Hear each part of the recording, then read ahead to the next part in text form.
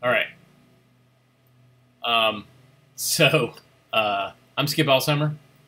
Welcome to the AV Geeks Lunchtime streaming show. That was a film strip. I have many film strips that I have gotten over the years, thousands. And traditionally what I do is when I do a live show, I actually bring a film strip projector and we start off the show with a film strip that the audience reads, and we go around the room and everybody reads. And we all practice our reading out loud chops. And, you know, every once in a while, a film strip that I show, because I don't really screen them before, and a lot of them it's the first time I've seen them. Sometimes the film strip is actually better than the show. I've said this before. The film strip just knocks everybody on their butt as how good it is, and I'm just like, I don't know if I want to show the rest of the films I have, because it's not going to get any better than this. So, yeah, I didn't intend to collect film strips, but they would often come with the 16mm films, and so I'd say, like, sure, I'll take them on. And over the years, have gotten more and more of them. So, yeah, there you go. So, so happy you guys to join us today. Today is, I broke down and started reading headlines on social media, and I got a little frenzied, so this is a welcome break for me, as I hope it is for you, to kind of just focus on something totally not current event related. So this first film we're going to watch, it's an odd film. It is, I can't remember if this is a promotional film for Hawaii tourism or for an airline, but it starts off very odd. So here is highlights of Hawaiian history. Enjoy.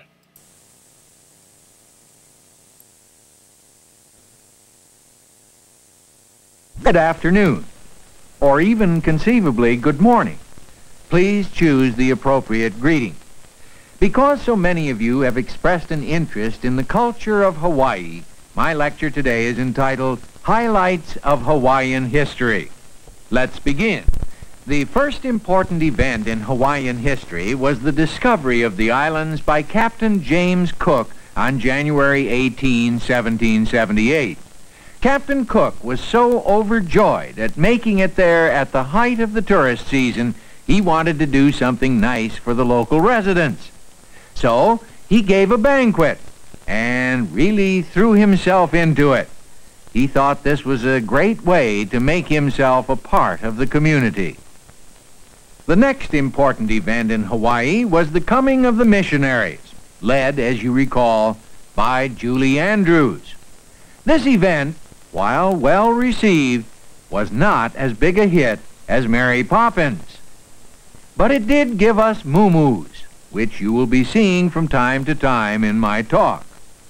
Anyhow, one of the most exciting events in Hawaiian history came on July 25, 1969, when Western Airlines began flying to Hawaii from many cities on the mainland.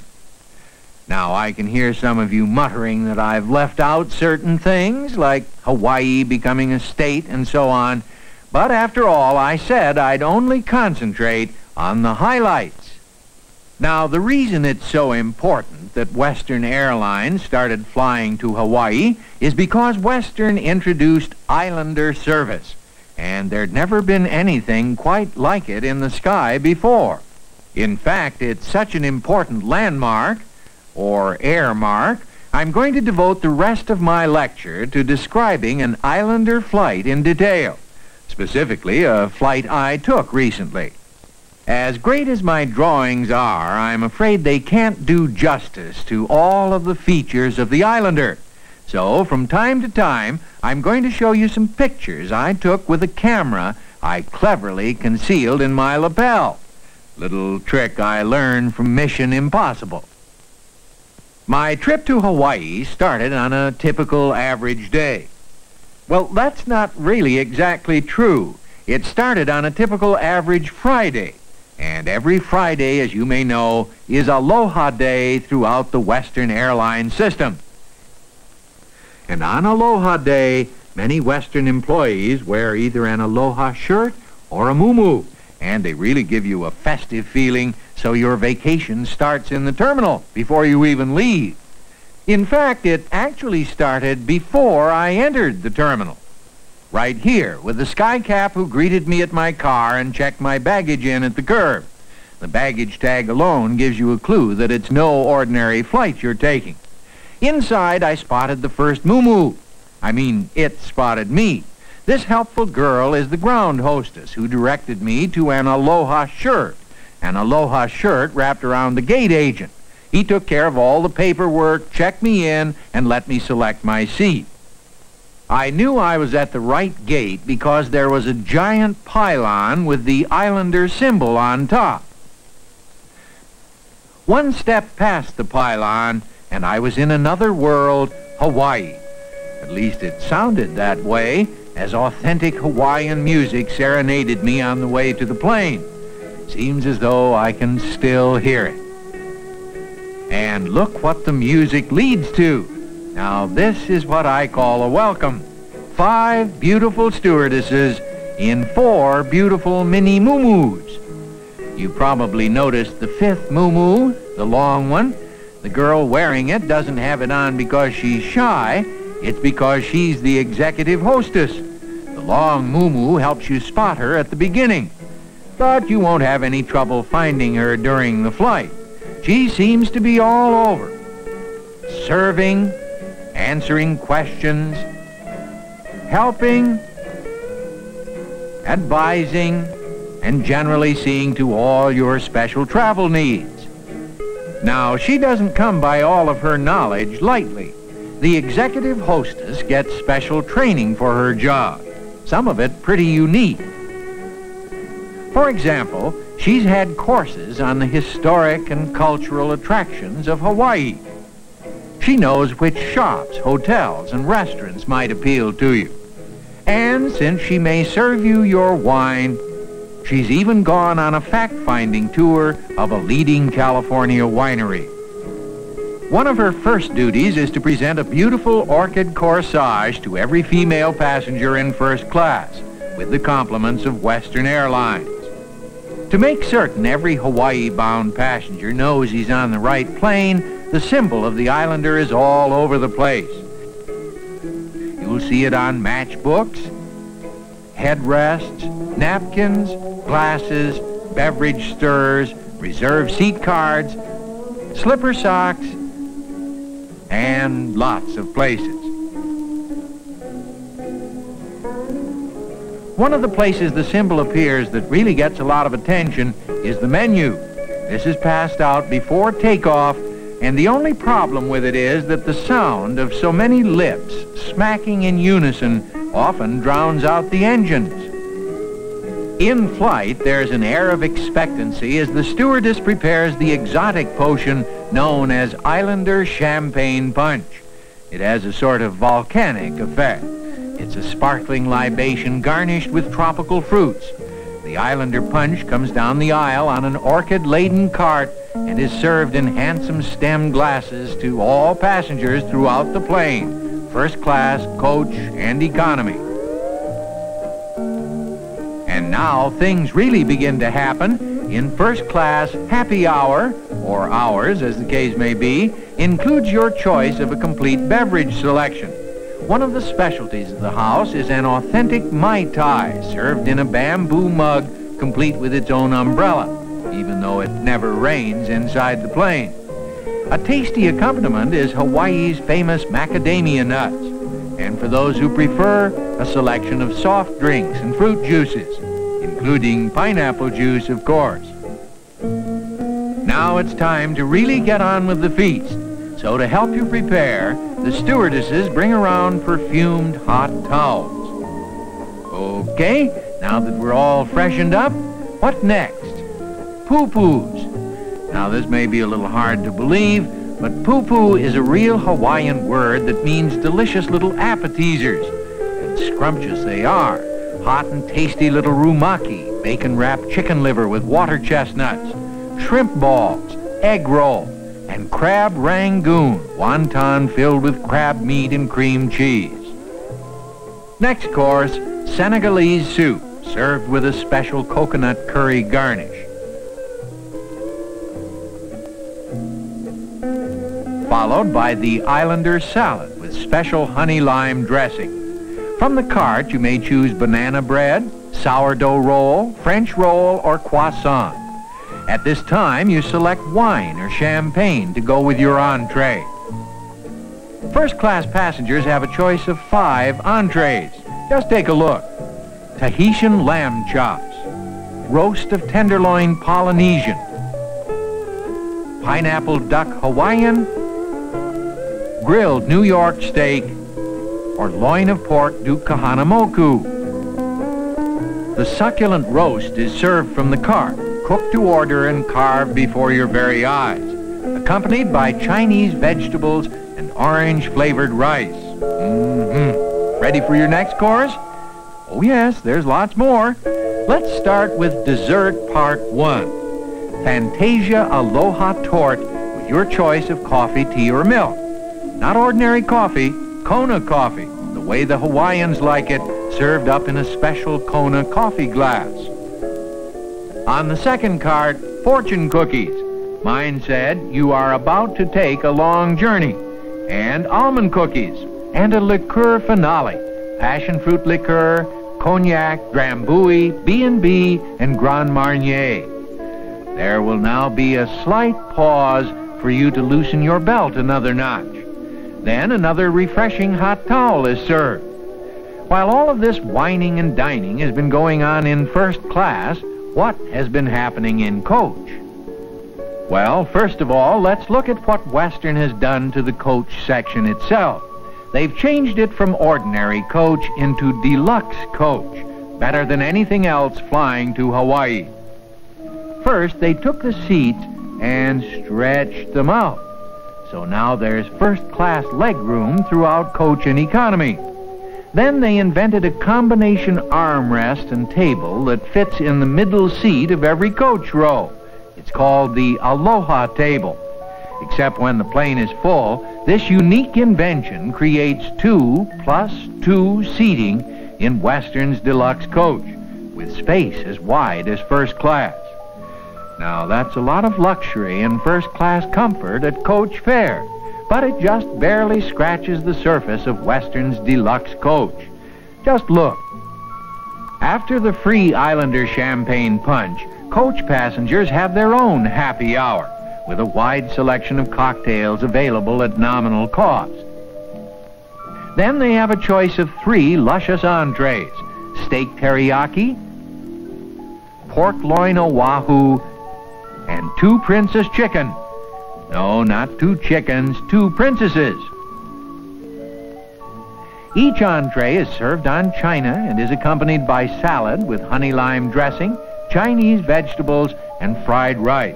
Dessert is a tasty Aloha fruit squares, plus Kona coffee, Chinese tea, and milk. Throughout this sumptuous repast, the executive hostess is on hand to see that everything is the way you like it. What more could you ask? Good food, good wine, deluxe comfort, and pleasant company. After dinner, there's a selection of liqueurs to add a distinctive touch to your meal. This is the first coach service that can truly be called deluxe. Meanwhile, the economy passenger isn't the forgotten man, or forgotten woman, as the case may be. If you're saving with Western Special Economy fare, you still receive the sparkling Islander champagne punch, and you still have all the comfort of first-class leg room. What's more, there's a festive Islander picnic basket available for $1. And what a picnic! French rolls, slices of Italian salami and Gouda cheese, almond roca candy. The stewardess supplies lettuce and garnishes from the cart, and beverages include coffee, tea, or milk. And a split of Christian Brothers Burgundy or rosé wine is available for just 50 cents more. Passengers in economy can purchase cocktails and liqueurs, too, if they wish.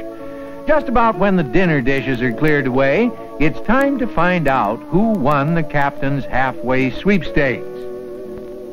This is a contest that can turn you into an expert navigator. Early in the flight, the captain gives all passengers the pertinent data like cruising speed, wind velocity, and so on. All you have to do is figure out when the Islander will reach the halfway point of its flight. If you want some sage advice from a winner, do as I did. Just guess. It's fun, and there are some nice prizes for those who come closest. Now, what more could you expect after this great service, luscious food, and fun and games? Why, a first-run movie, of course, on a wide screen. Rather, on 3 wide screens throughout the cabin. And for those first-class passengers who don't care to watch the movie but love beautiful music, Western has created a unique stereo center with the most advanced stereo system in the air, including the earmuff type of headset that stereo buffs prefer.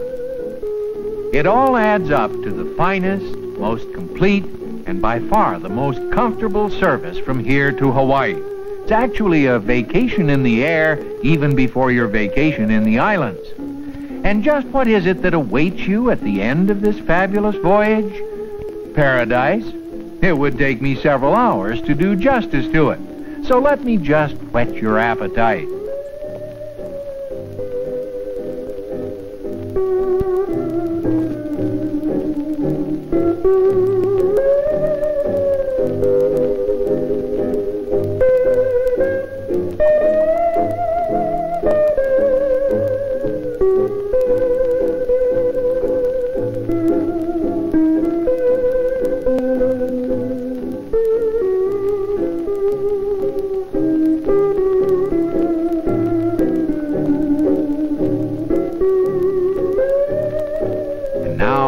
How about you? Isn't it time you got aboard Western's Islander to Hawaii for your own preview of paradise? Aloha!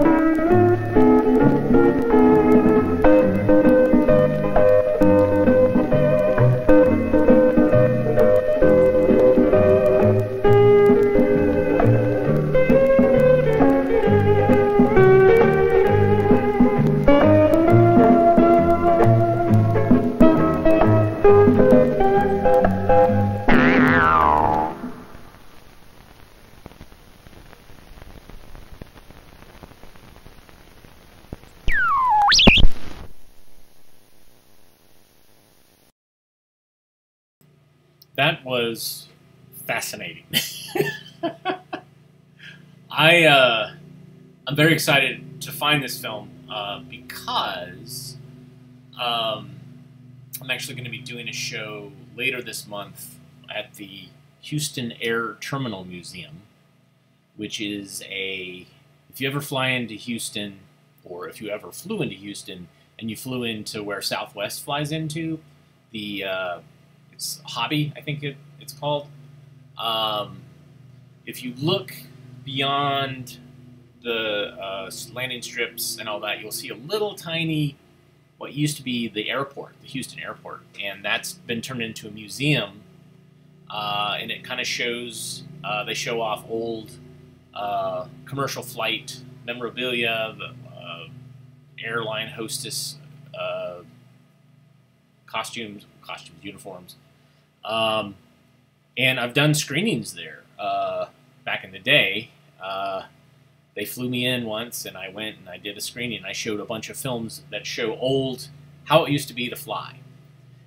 Because a lot of people that actually attend that are actually part of the industry, and they're retired. So there's captains and navigators and air hostesses and all those people. So they come to this. Somebody actually flew in their private plane to actually see the show. It was really great. So I'm going to do a virtual version of this. It's a paid event, and I'll advertise it more when I get closer. But anyways, I got to share that one. It's so good.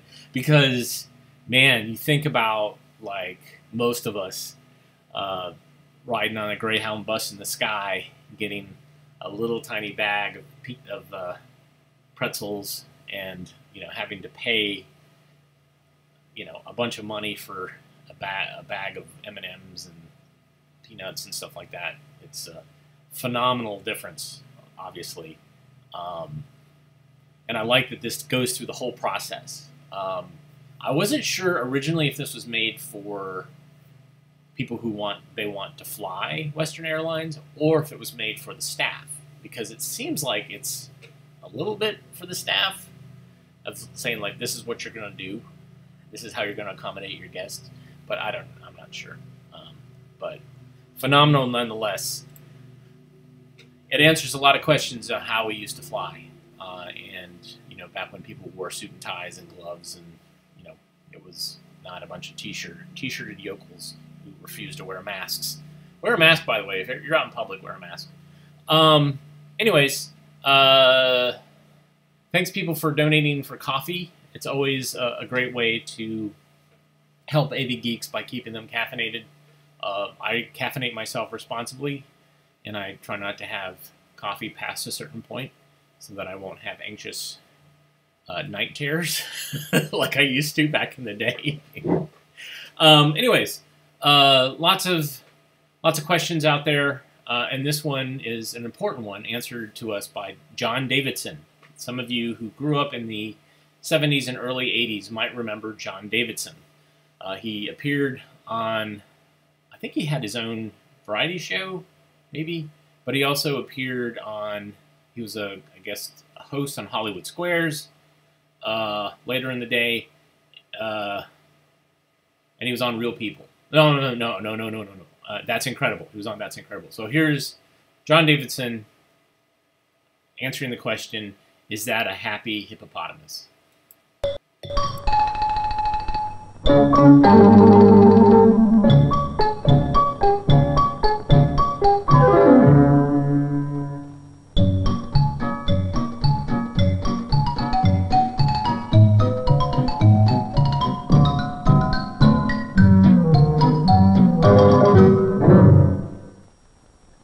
I found a fun book that I think you might enjoy today. It's about animals. I love animals. I hope you do. It also has in it some fun words, kind of tongue twisters that are fun to say. It's called, Is That a Happy Hippopotamus? There's thumping, bumping, banging, clanging. There's smashing and crashing all over the place.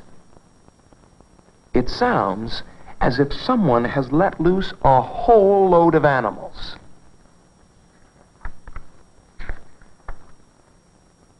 Could that be a happy hippopotamus hopping heavily in the hall? Is that a llama lugging logs around the living room? Or a dinosaur dancing on his dessert in the dining room?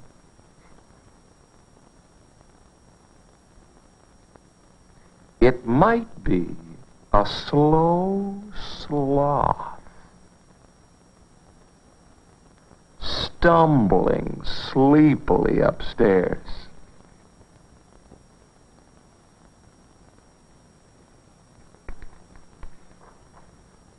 Or a kangaroo kicking kettles in the kitchen.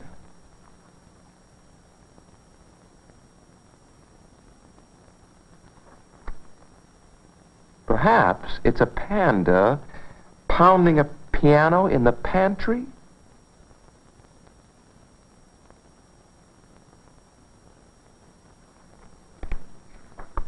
Or a bear. A big, blundering black bear bumbling around in the bedroom.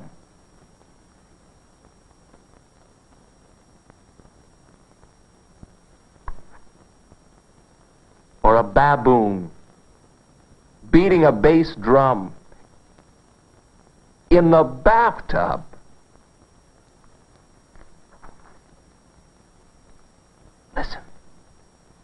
Can you hear a camel crunching crumbs in the closet?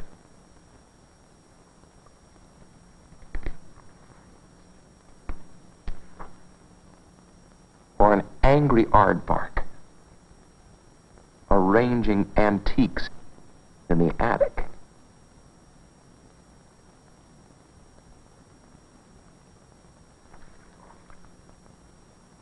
Would that be a warthog walloping whitewash all over the workshop?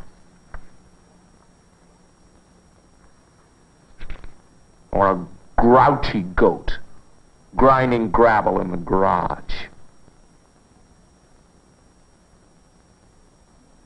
Huh? Is that really a rhinoceros rampaging across the roof?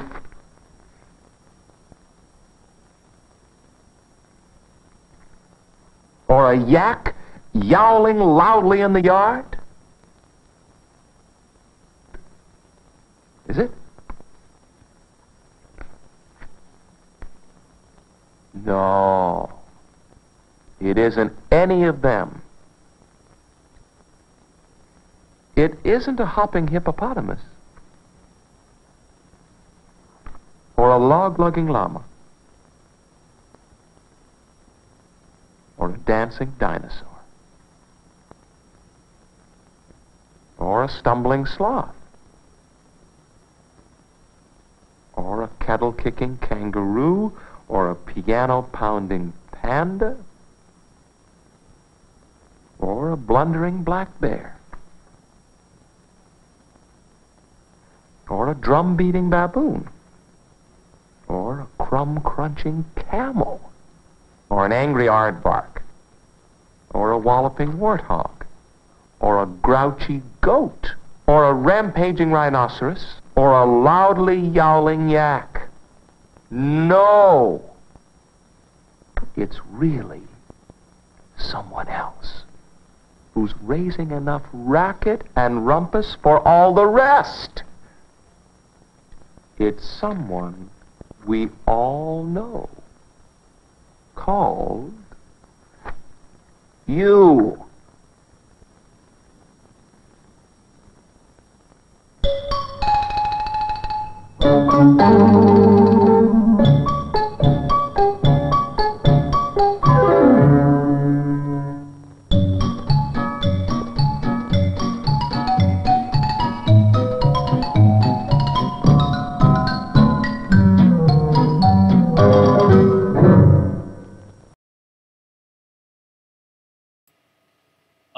I have a couple of films in that series of celebrities reading various books. I should bust more of those out. They're kind of fun. I mean, they're different than the iconographic, only that you have these shots of the actor or celebrity reading. I think Harry Belafonte is one of them.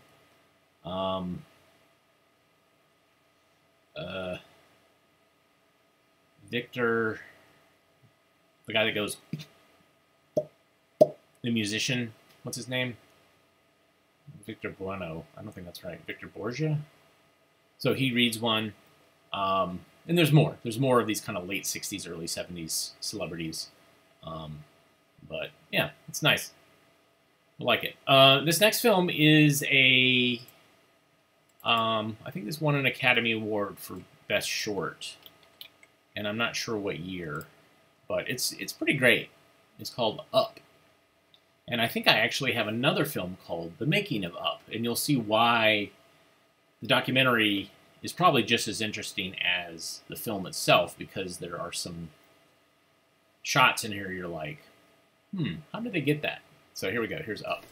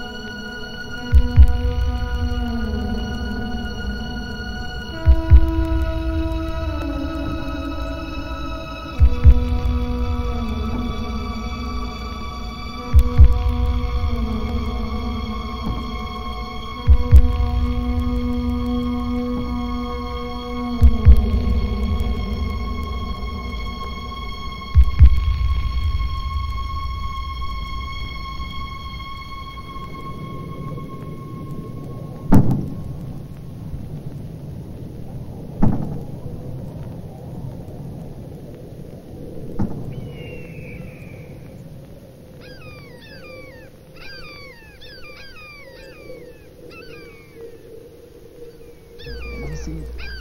You can make it. You're gonna do it. You're gonna do it. You're gonna be okay. You're gonna be okay. Ah, that's a good girl. You're gonna make it. You're gonna make it. That's okay. Now easy. There, that's good. You're gonna make it. You can do it. Okay, it's your turn now.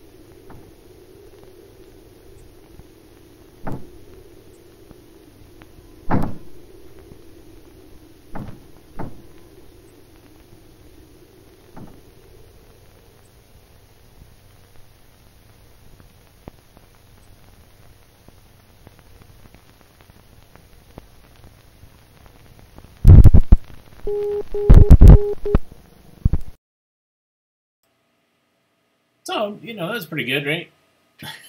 And I was totally wrong. I was thinking, like, there's scenes in there that look like they were rotoscoped for Heavy Metal, the movie. And somebody was like, well, Heavy Metal came out in 85, and this came out, or 81, and this came out in 85, so I don't know. Still, I think it's common, I don't know. There's some comparisons there, and I should really go and see if I can find.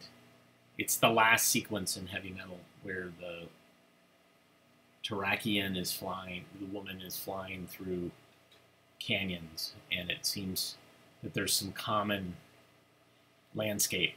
It could be that's just a picturesque place that people like to go and fly, hang gliding and helicopters, and then so that's just common footage that you see. It's like Monument Valley.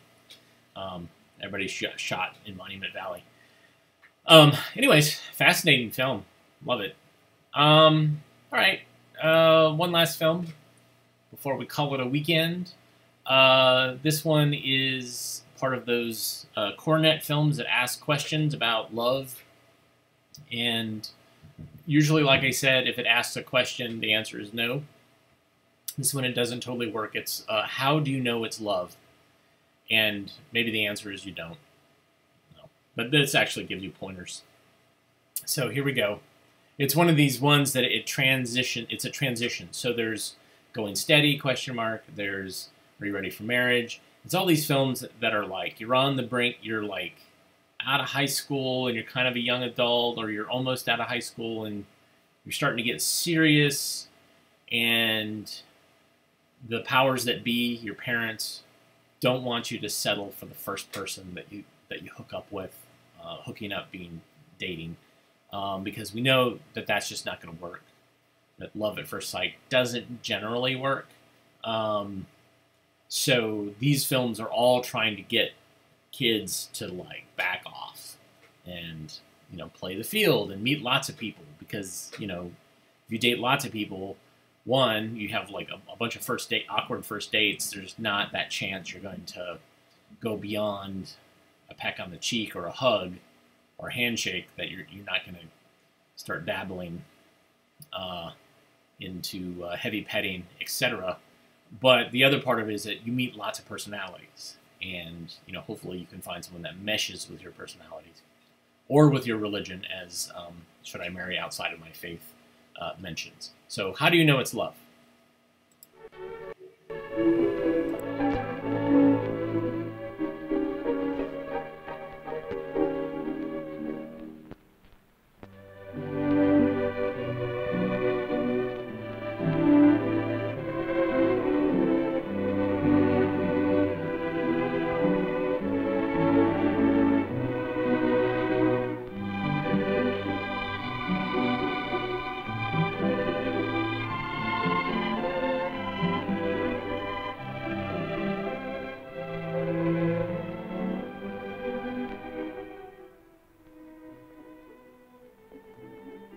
I love you, Nora.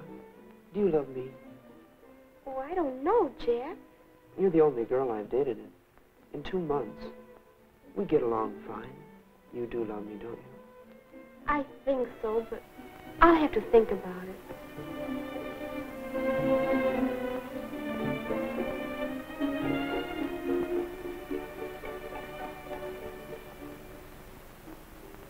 Hello, dear. Hello, Ma. Have a nice time? I'll say. Jack's awfully handsome and such a smooth dancer. Mom, how can I tell if...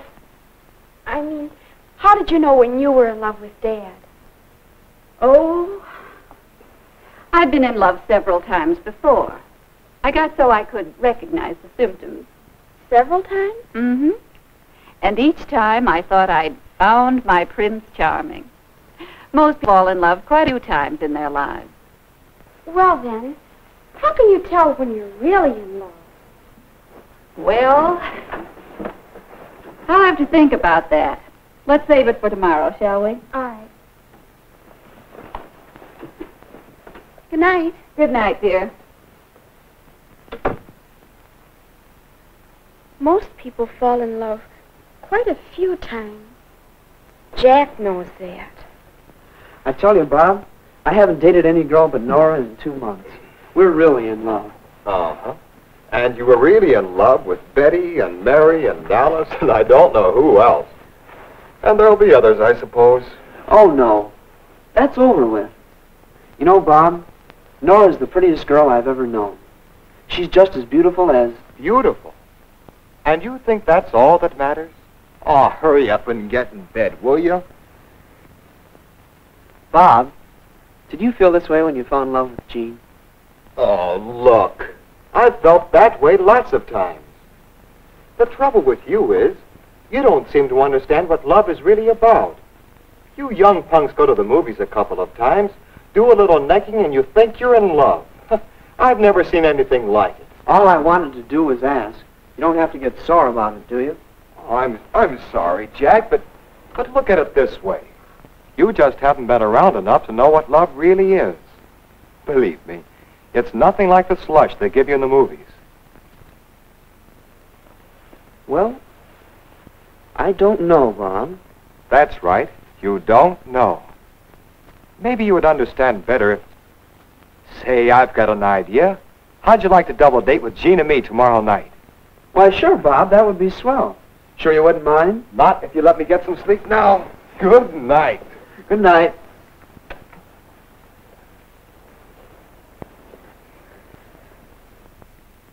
Oh, Jack, that sounds like loads of fun. See you tonight. Goodbye. Guess what, Mother? Jack and I are going on a double date with Jack's brother Bob and his girlfriend. They're engaged and so much in love. Janie has the most beautiful diamond. Oh, that's fine, dear. I've met Bob. I think he's awfully nice. Oh, I do, too. And speaking of love, weren't you and I going to talk about that today? Yes, we were.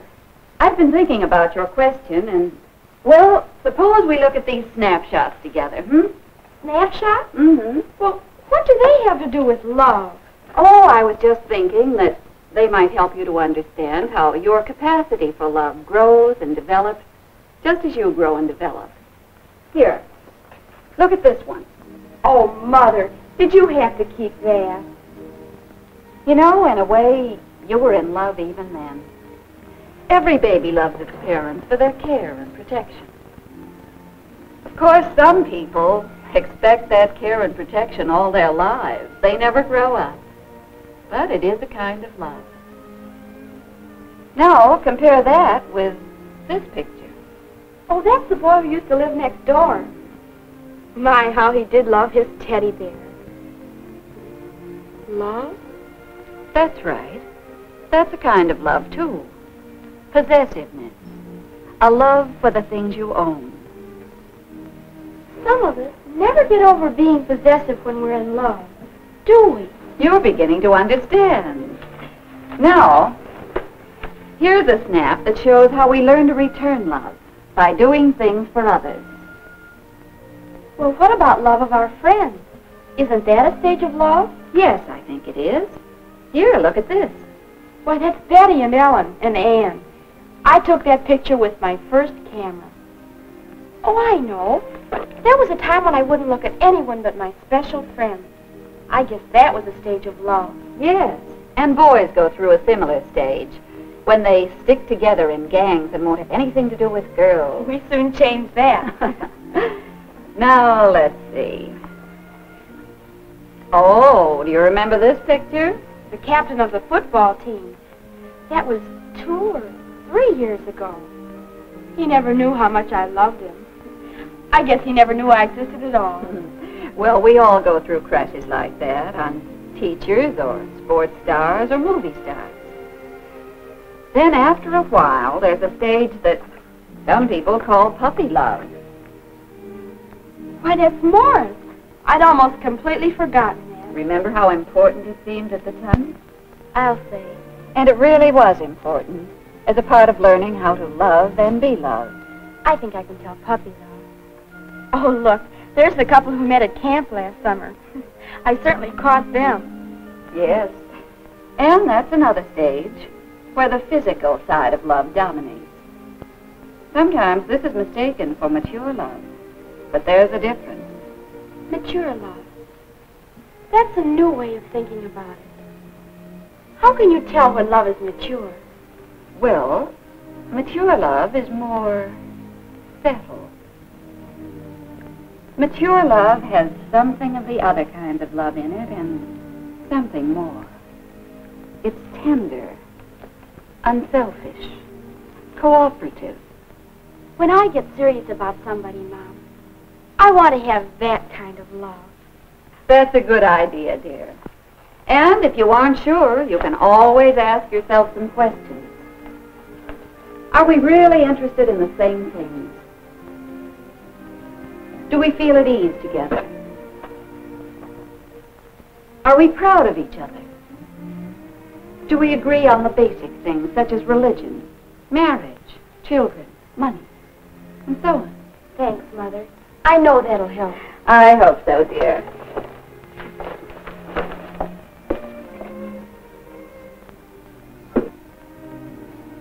Are we really interested in the same things?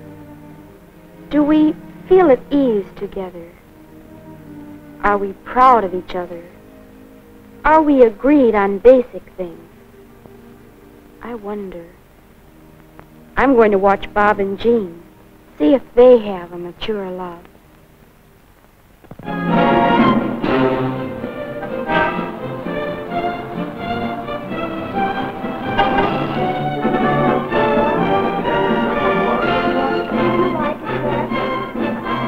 How did you like the doorbell? I've never seen a Chinese doorbell before in my life. We've been here for quite some time. Oh, I'm having a wonderful time. I've never been here before. Oh, we're so glad you could come. This is one of our favorite spots. Yes, we sort of found it together, you might say, and we come here quite often. Oh, the real Chinese dishes are over here. Thanks, Bob. Oh, Bob, look what came today. What? Oh, the season tickets for our concert series. And guess what? You're going to have to sit through another concert by that young French pianist you didn't like. You mean the same one we saw last season? That's right. Maybe this year you'll agree with me that he has real talent. Well, maybe. But only if he's improved. Oh, Bob. Well, at least we'll have fun debating it.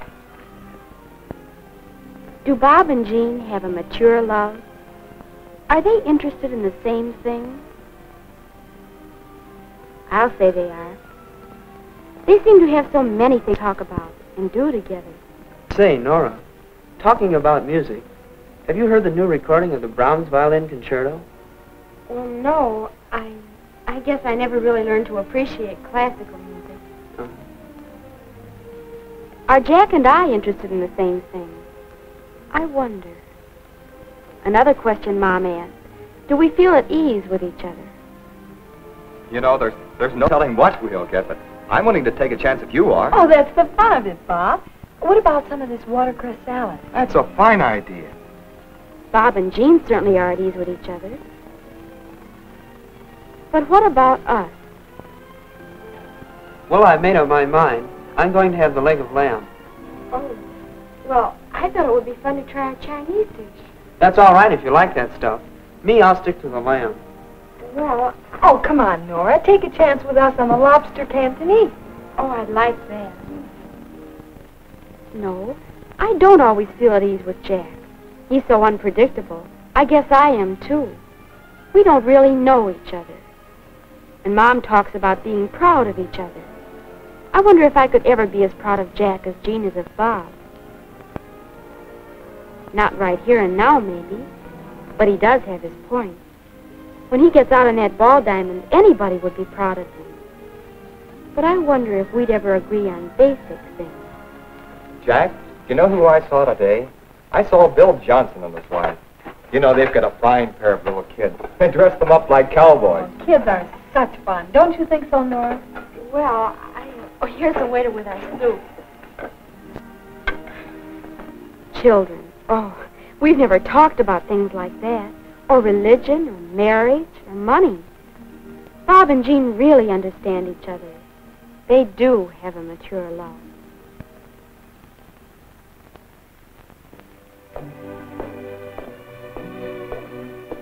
Nora, About our talk at the dance yesterday. In the garden, you know. Well, I guess after seeing Bob and Jean, well, I think that love, a real mature love, is more than I'd imagined. I guess so. On Bob and Jean, it looks all right, but... We're not ready for that kind of attachment, are we? But we can still have a lot of fun, can't we? Sure we can. Would you like... How about going roller skating next Friday night? Oh, Jack, that's a wonderful idea. That's the kind of fun I like. What time? About 8:15. Oh, swell. I'll see you then, and thanks for this evening. Good night. Good night.